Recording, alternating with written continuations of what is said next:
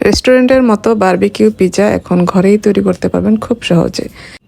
Hello everyone, আসসালামু আলাইকুম। সাবিয়াস রেসিপিতে আপনাদের স্বাগত। আজকে আমি বারবিকিউ পিৎজা তৈরি করে দেখাবো, চলুন তাহলে দেখে নিই। এখানে আমি হাফ কেজি চিকেন নিয়েছি, একটু ছোট ছোট করে কেটে নিয়েছি।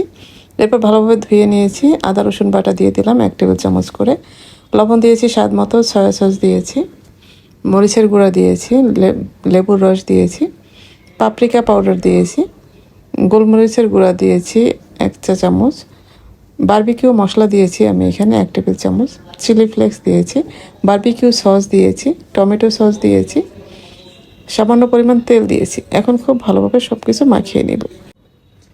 মাখিয়ে নেওয়া হয়ে গেলে এটা আমরা রেস্টে রেখে দিব। এটা যত বেশি সময় রাখা যাবে ততই কিন্তু এটা খেতে বেশি ভালো লাগবে। আমি একটি র্যাপিং পেপার দিয়ে র্যাপ করে এটা আমি 1 ঘন্টার মতো রেখে দিয়েছিলাম নর্মাল ফ্রিজে। এরপরে আমি 1 ঘন্টা পরে ফিরে আসলাম। এদিকে আমি চুলায় একটি কড়াই বসিয়েছি, বাটার দিয়েছি এখানে 2 টেবিল চামচ, 1 টেবিল চামচ দিয়েছি রসুন কুচি। বাটারটার সাথে রসুনটা একটু ভেজে নিয়েছি। এরপরে যে চিকেনটা ম্যারিনেট করে রেখেছিলাম চিকেনটা দিয়ে দিব। চিকেনটা দিয়ে একটু ভেজে নিতে হবে। এরপর আমি ঢেকে দিব, ঢেকে কিছুক্ষণ রান্না করে নিব।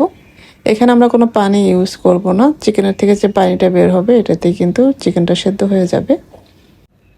এরপরে আমি আরও কিছুক্ষণ ঢেকে রান্না করে নিয়েছি। মাঝে মাঝে কিন্তু ঢাকনা উঠিয়ে নেড়ে দিতে হবে। লাস্টে আমি এখানে অরিগ্যানো দিয়েছি 1 চা চামচের মতো। চিকেনটা আমাদের হয়ে গেছে, নামিয়ে নিব। এখন আমি পিৎজার জন্য সস তৈরি করব। এই জন্য আমি কিছু টমেটো নিয়েছি, টমেটোটা সেদ্ধ করে নিব। টমেটোটা সেদ্ধ করে আমরা পানি থেকে তুলে উপরের খোসাটা ফেলে দিব। এরপর টমেটোগুলি আমরা ব্লেন্ডারে ব্লেন্ড করে নিব।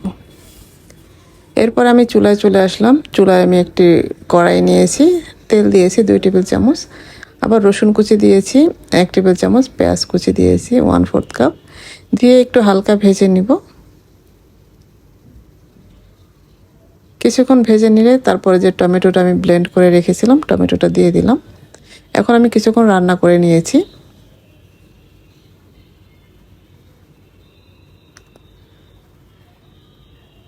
এখন আমি এখানে দিয়ে দিব টমেটো পেস্ট। এটা হলো ক্যানের টমেটো পেস্ট। এটা কিন্তু যে কোনো সুপার শপে বা বড় কোনো মুদির দোকানে কিনতে পাওয়া যায় এই টমেটো পেস্ট।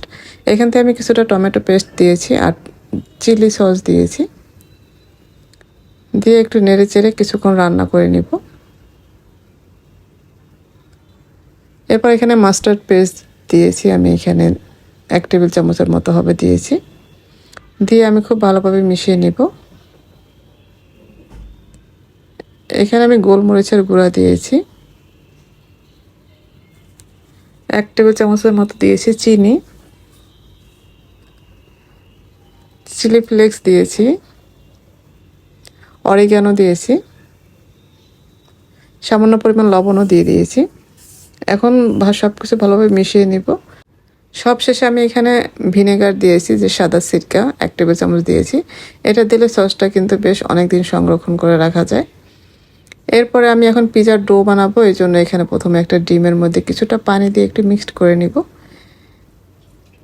মিক্সড করা হয়ে গেলে এদিকে সাইডে রেখে দিব। এদিকে একটা বোল নিয়ে নিলাম।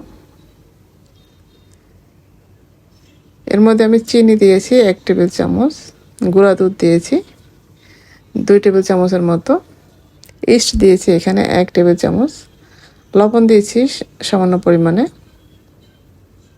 বেকিং পাউডার দিয়েছি 1/4 চা চামচ। এরপরে ডিমের মিশ্রণটা দিয়ে দিলাম আর সামান্য দিয়েছি ভ্যানিলা এসেন্স, দিয়ে খুব ভালোভাবে হাত দিয়ে আমি কিন্তু মিশিয়ে নিয়েছি। এরপর এখানে 1 টেবিল চামচের মতো তেলও দিয়ে দিয়েছি। আর এখানে দিয়েছি পরে ময়দা দিয়েছি 2 কাপ। ময়দাটা দিয়ে আমরা কুসুম গরম পানি দিয়ে ডোটা তৈরি করে নিব। অল্প অল্প করে পানি দিয়ে মিক্সড করব। খুব সফট একটা ডো তৈরি করতে হবে। এখানে অল্প অল্প করে পানি দিতে হবে আর ডোটা তৈরি করে নিতে হবে। এই তো আমাদের ডোটা কিন্তু তৈরি করা হয়ে গেছে। আমি এখন কিছুটা মথে নিব ভালোভাবে। এটা আমি 8 থেকে 10 মিনিটের মতো ভালোভাবে মথে নিব।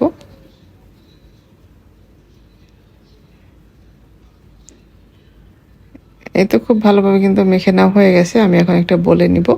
উপরে একটু তেল লাগিয়ে আমরা এটা একটা র্যাপিং পেপার দিয়ে বা খুব ভালোভাবে ঢেকে যে কোনো গরম জায়গায় রেখে দিব। আধা ঘন্টা পরে ফিরে আসছি। আধা ঘন্টা পরে কিন্তু ডোটা খুব ভালোভাবে কিন্তু ফুলে গিয়েছিল। এবার আমরা ডোটা কিন্তু আরও ভালোভাবে আরেকটু মথে নিয়েছিলাম।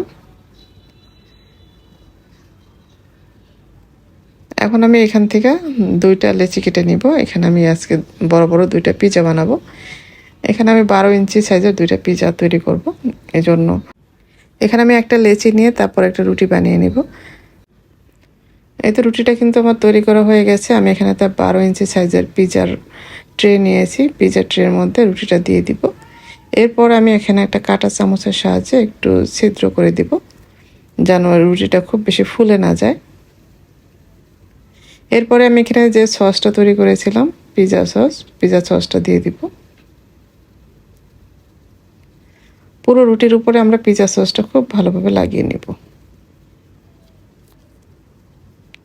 এরপর আমি এখানে কিছুটা চিলি সসও দিয়েছি, দিয়ে আবার খুব ভালোভাবে মিশিয়ে নিয়েছি এটার সাথে। এরপর আমি পছন্দ মতো মোজারেলা চিজ দিয়ে দিব। চিজটা যত বেশি দেওয়া যাবে ততই কিন্তু পিজা খেতে বেশি ভালো লাগবে। এখন আমি যে চিকেনটা রান্না করে নিয়েছিলাম ওই চিকেনটা দিয়ে দিব। এইসব আপনারা যার যা পছন্দ মতো দিবেন। এটা যত বেশি দেওয়া যায় ততই কিন্তু ভালো লাগে। আমরা বাসায় যেহেতু তৈরি করব, এটা আমরা একটু চিকেনটা বেশি করে দিলে এটা বেশি ভালো লাগে খেতে। এরপর আমি কিছু সসেস দিলাম। সসেসগুলো এইভাবে একটু লম্বা করে কেটে নিয়েছিলাম। আর কিছু ক্যাপসিকাম দিলাম।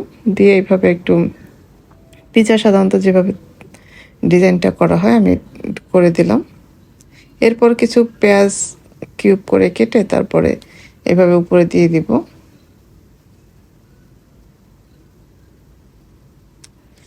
এরপর আমি কিছু ব্ল্যাক অলিভস দিয়ে দিব উপরে।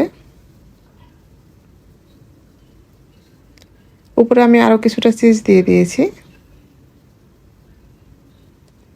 এখন কিছুটা দিব চিলি ফ্লেক্স আর অরিগানো দিয়ে এটা আমরা ওভেনে বেক করে নেব। ওভেনে আমি 180 ডিগ্রিতে 20 মিনিট বেক করে নিয়েছি। এটা চাইলে কিন্তু চুলায় তৈরি করা যাবে।